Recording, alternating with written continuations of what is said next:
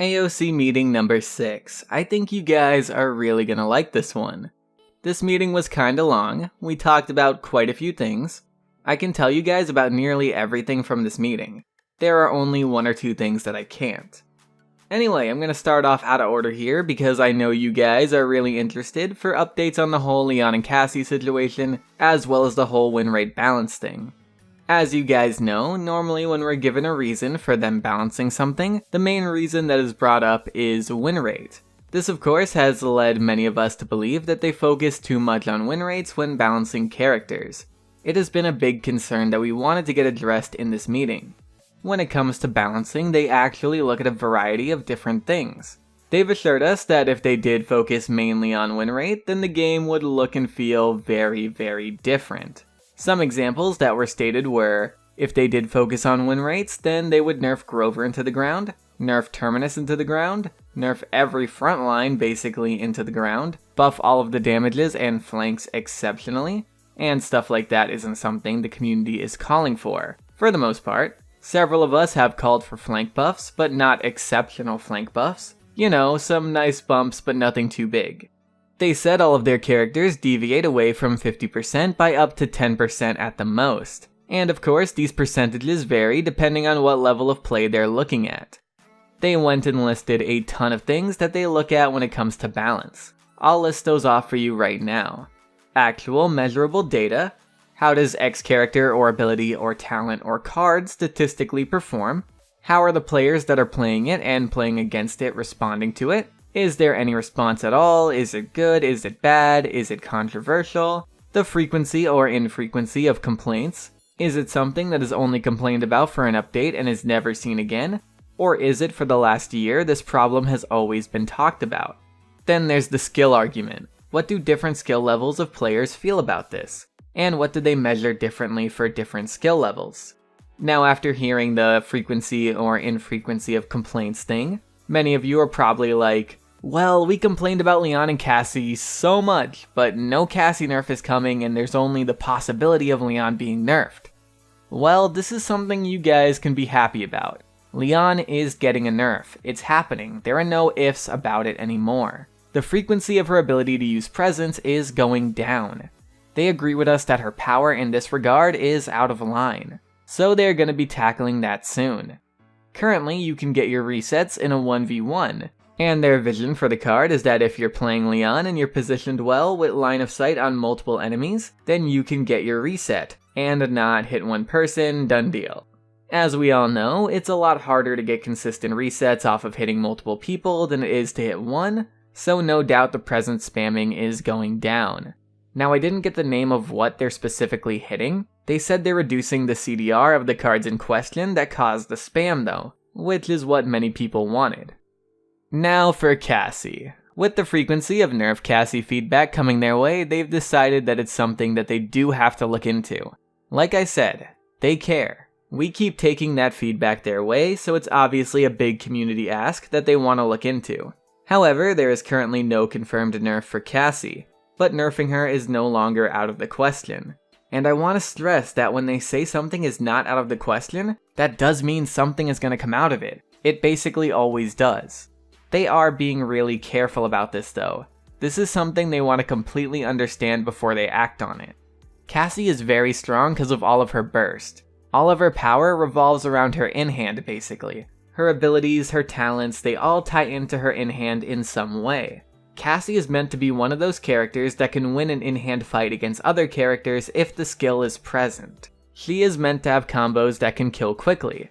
They made a good point on why her base kit is stronger than most. If you look at nearly every damage character, their ultimates all deal damage. Cassie's doesn't. Strix's is a technicality, it does do like 150, but it's an outlier like Cassie is.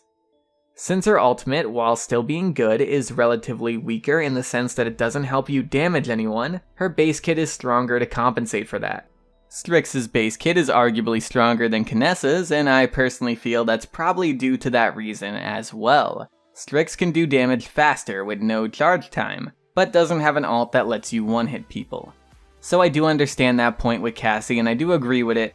At the most, Cassie's ultimate gives you very strong situational awareness, and a little bit higher escape potential with the speed and CC immunity that it gives to her. So they are worried that if they nerf her incorrectly, it could kill her, since any nerf would be to her damage output, and that's where her strength is supposed to lie. And I get that, I do. Giving her lockouts so she can't animation cancel got brought up, and it's not something that'll probably ever happen. That would hurt the feel of the character quite a bit, and that's not something they want to do. Probably sounds familiar to you, cause I said the same thing in my Lian and Cassie video. Lockouts kinda suck. Often people want characters to have less of them.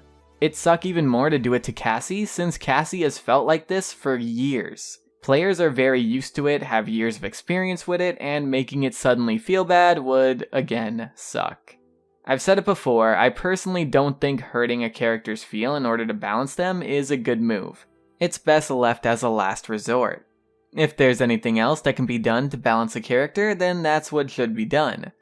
Now, Martini is going to work with us on this Cassie thing, so we're going to continue to do what we can to find a good compromise that will still make you guys happy. I know it's not the immediate action that many of you want, but it's progress, and not all things can progress super quickly. I know you all can at least agree that this is much better news regarding Cassie than in the last meeting. Alright, moving on. Some problems with how crossplay works, or doesn't work to be more specific, were brought up. They are aware of these problems now, and they are looking into them. Basically, the problems were that when you log in, the setting says you may be console input only, but you're really not. You have to reapply it for it to work, even though it says the option is enabled. There was also a thing where you can't see custom games without crossplay enabled, so they're hoping to get these things squared away pretty quickly.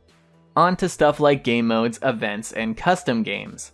So stuff like Rise of Furia or Dragon's Call are very costly on their end, and they don't see great returns. Not to mention the focus is mainly on bug fixing and polish, of course. So they don't plan on doing anything that expensive for a limited time mode in the near future.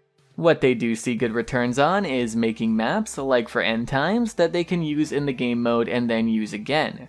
Now don't take that as, we're getting more Shattered Deserts! No, don't take it like that, you know what they mean.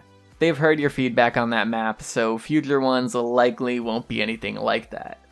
A lot of you ask for Payload to return, so even though their vocal community and longtime players really like the mode, it was never played by many people. The majority played other modes, so it coming back is probably not going to happen. I don't think that's surprising news to most of you, you probably heard it before. A PvE mode.